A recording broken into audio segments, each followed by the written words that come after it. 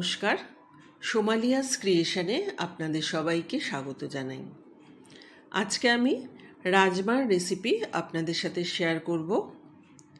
এটা মূলত জম্মু স্থানীয়দের একটি স্পেশাল ডিশ।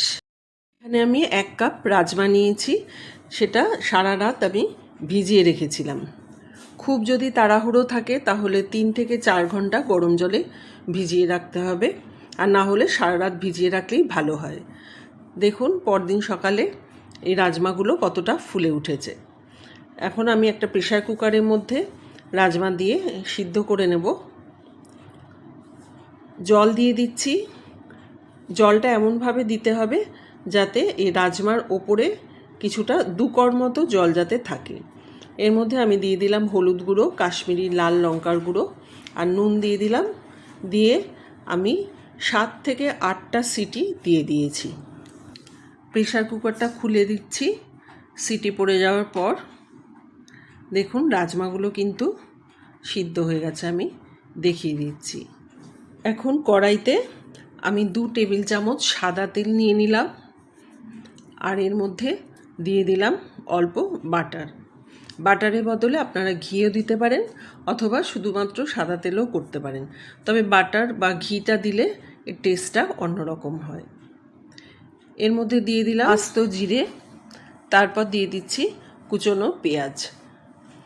এখানে আমি 3টে পেঁয়াজ নিয়েছি, মাঝারি সাইজের পেঁয়াজ আমি নিয়েছি।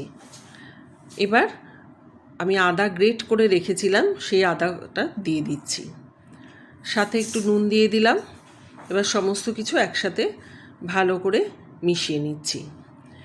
এদিকে অন্য একটি পাত্রে আমি নিয়ে নিচ্ছি হলুদ গুঁড়ো, জিরে গুঁড়ো, ধনে গুঁড়ো, কাশ্মীরি লাল লঙ্কার গুঁড়ো। এই মশলাটা আমি জল দিয়ে গুলে রেখে দিলাম। এদিকে পেঁয়াজটাও মোটামুটি ভাজা হয়ে গেছে, খুব বেশি লাল করে ভাজবো না।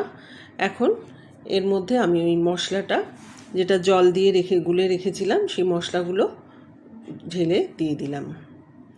এবার মশলার সাথে সমস্ত কিছু আবারও ভালো করে কষিয়ে নিচ্ছি। দিয়ে দিলাম একটা মাঝারি সাইজের টমেটো কুচি। সব কিছু খুব ভালো করে মিশিয়ে নিচ্ছি। লঙ্কা দিয়ে দিলাম।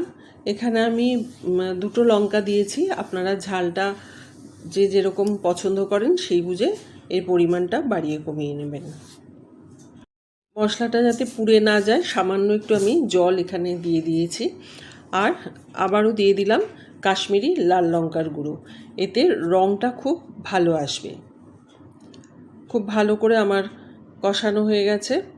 এবার এখানে দিয়ে দিচ্ছি টমেটো পিউরি, বেশ খানিকটা টমেটো পিউরি দিয়ে দিয়েছি। শরীর সুস্থ রাখতে রাজমার গুণাগুণ কিন্তু অপরিসীম। এতে প্রোটিনের পরিমাণ বেশি থাকায় নিরামিষাশীদের খাদ্য তালিকায় একটি বিশেষ স্থান লাভ করে। মশলা কষানো হয়ে গেছে। এখন আমি জল শুদ্ধ রাজমা এই মশলার মধ্যে দিয়ে দিলাম।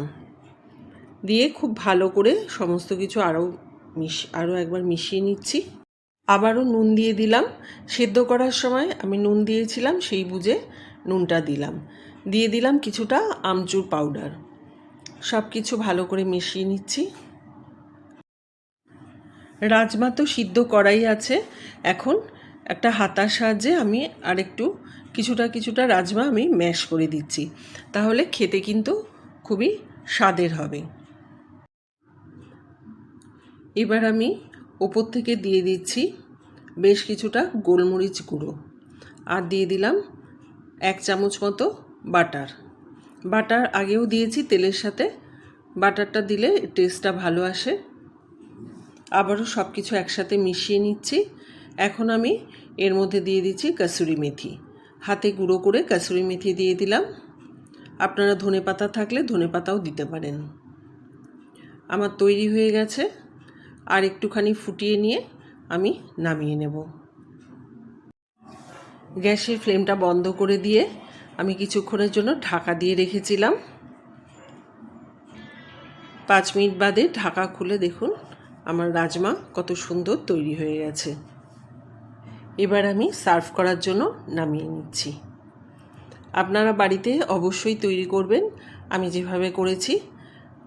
কেমন লাগলো কমেন্টের মাধ্যমে আমাকে জানাবেন। আর যদি ভালো লাগে তাহলে আমার চ্যানেল সোমালিয়াস ক্রিয়েশনকে একটা লাইক, শেয়ার ও সাবস্ক্রাইব করার জন্য অনুরোধ রইল। সবাই ভালো থাকবেন, সুস্থ থাকবেন। আবার অন্য দিন অন্য একটি রেসিপি নিয়ে আপনাদের সামনে চলে আসব। ধন্যবাদ।